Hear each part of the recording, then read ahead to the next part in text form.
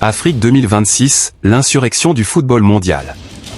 Quand les 10 nations africaines ne viennent plus participer, mais renverser l'ordre établi. Le mythe de la suprématie occidentale est mort. Pendant des décennies, le football mondial a été confisqué. Confisqué par l'Europe. Confisqué par l'Amérique du Sud. Confisqué par un système qui regardait l'Afrique comme une réserve de talent, jamais comme une puissance. Mais 2026 marque une fracture. Une rupture historique. Les 10 équipes africaines qualifiées ne viennent pas représenter le continent. Elles viennent corriger une injustice historique. L'Europe se croit tactiquement supérieure. L'Amérique du Sud se croit naturellement dominante. L'Asie se croit disciplinée et imprévisible. L'Afrique, elle, n'a plus rien à prouver. Elle vient imposer. Une génération sans complexe, sans peur. Ce qui change tout en 2026, ce n'est pas seulement le niveau technique. C'est l'état d'esprit. Les joueurs africains d'aujourd'hui jouent dans les plus grands clubs du monde, dominent les championnats européens, sont décisifs dans les compétitions majeures. Mais surtout, ils ne respectent plus les statuts. Le discours a changé dans les vestiaires. Pourquoi craindre une équipe européenne alors que nous portons leur club? C'est une révolution mentale.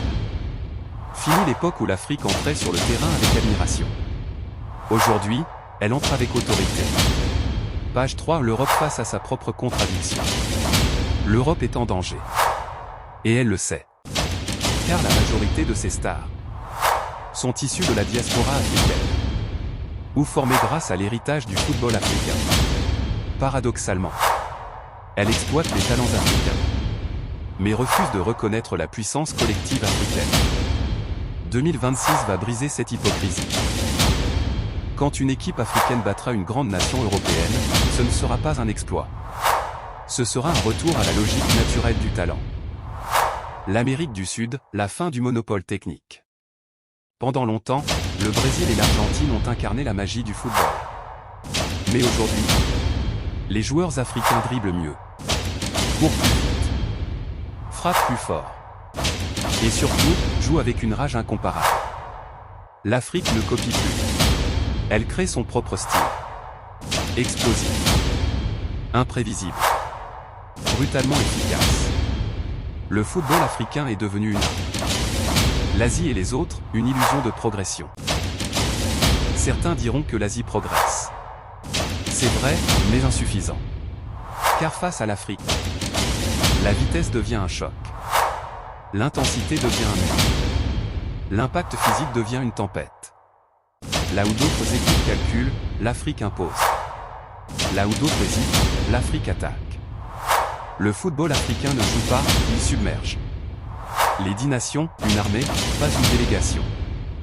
Ces 10 équipes africaines ne sont pas isolées. Elles forment un bloc. Chaque nation apporte sa culture, sa stratégie, sa rage de vaincre. Mais tous partagent une chose, la soif de renverser l'ordre mondial.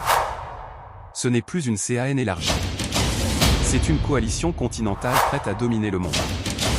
Et le plus dangereux, elle y croit réellement. Basculement. Le monde du football n'est pas prêt. Parce qu'il continue de sous-estimer l'Afrique. Parce qu'il refuse de voir l'évidence.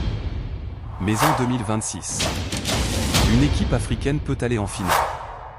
Plusieurs peuvent éliminer des géants. Et une peut soulever le trophée.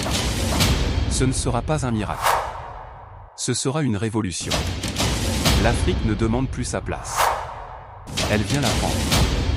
Et que l'Europe, l'Amérique ou l'Asie soient prêtes ou non.